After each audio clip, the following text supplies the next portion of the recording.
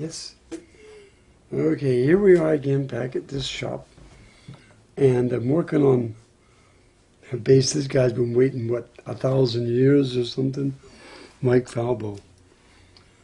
Mike, this is your bass in case you're looking at this. It's a great looking bass. He just had little problems here and there trying to get it working for him. But we're almost there. And I discovered something that I'm going to show you. It happens a lot with exotic woods, especially cocobola's. Ebony is notorious for this.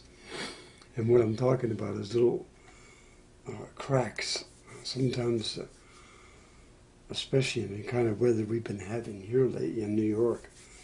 What, last week they said, what, 115 degrees or something, you know, that humidity about 2,000 or something. It's ridiculous, I don't know.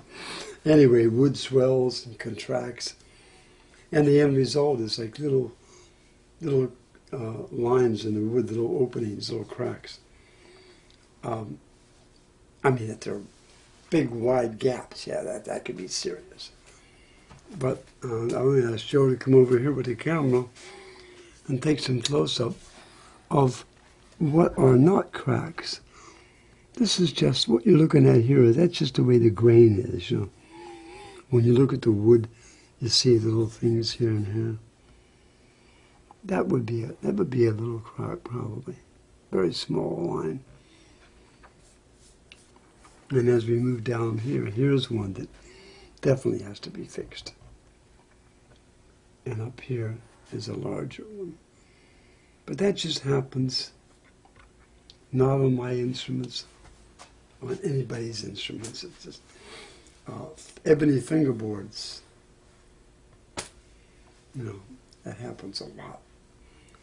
What they call check marks. You know, the wood opens up a little bit. But it's a pretty easy fix, and you don't have to be a luthier extraordinaire or any of those other things that people claim they are. What it takes usually is that little crazy glue and a piece of 400 paper. This is just 400 gold. And I'm going to do the first stage of this, and then I might as well fix the big one first, Joe. Well, I'm just going to run into all of them, I think. What I do when it's crazy on myself, I just make sure it's flowing okay. And it is. And I probably should have Joe do this because I used to have a real steady hand, but over the years, I'm taking the medication that I take for my thyroid. One of the side effects is, I'm just going to smear some of this around here.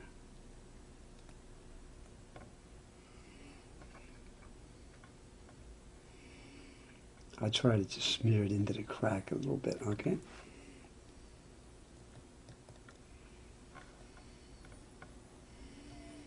And like that.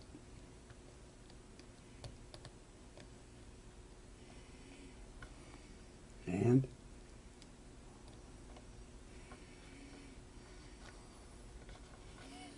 I'm just going to let that set for a minute.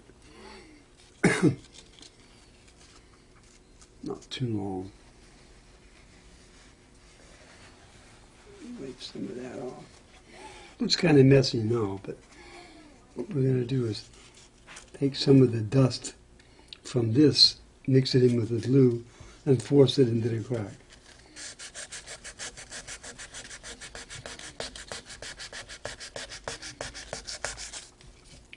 And you can see it showing up already.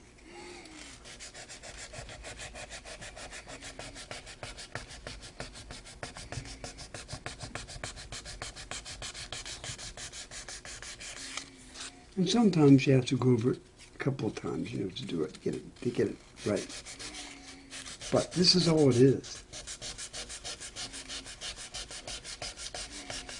I'm only going to do this one right now. I'll do the other ones. I just want to show you how it works. That's all. It's coming. If you take a close up, you can see it's getting better. You know. Maybe I should use a little 200, 220, Mm-hmm. you know, on this one.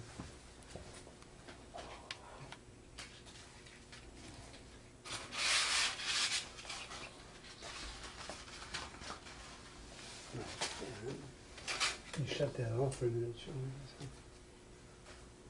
I had it right here. I don't know. Where's the 220? Is this it? No.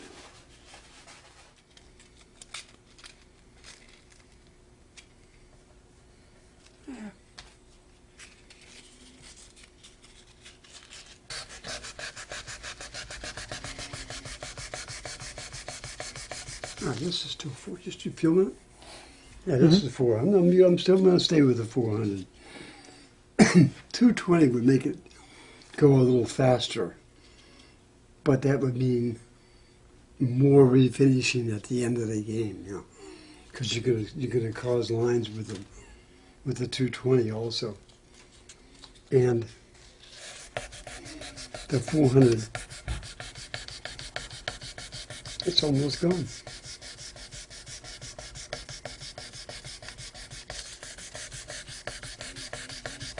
I'm going to finish this crack completely, just to show you how it's done, what it looks like when it's all finished.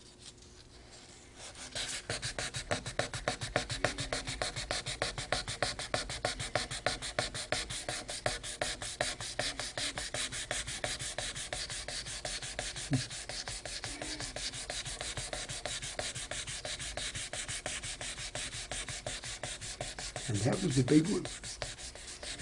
You know? And this is the preliminary stages.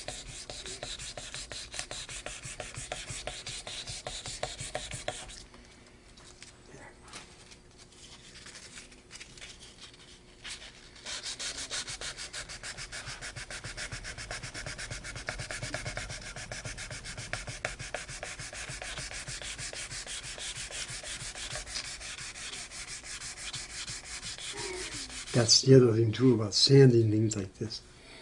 And you sand the area around it with it. If you're sitting there trying to just take that, you'll be there all day. Not only that, chances of you causing a little dip in the wood are very good at that point. So you just want to run a little glue in there like I did, and take the sand, like the 2 for the 400, and just go over, you know, like I said before.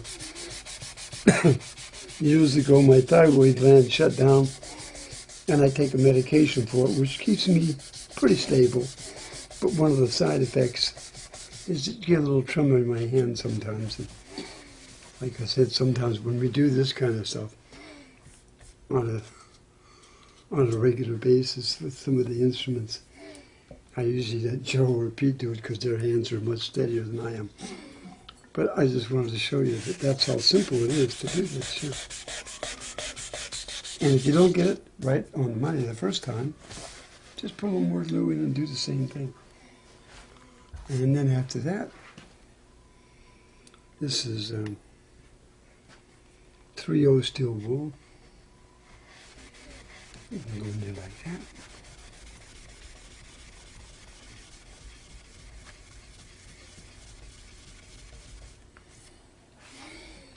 And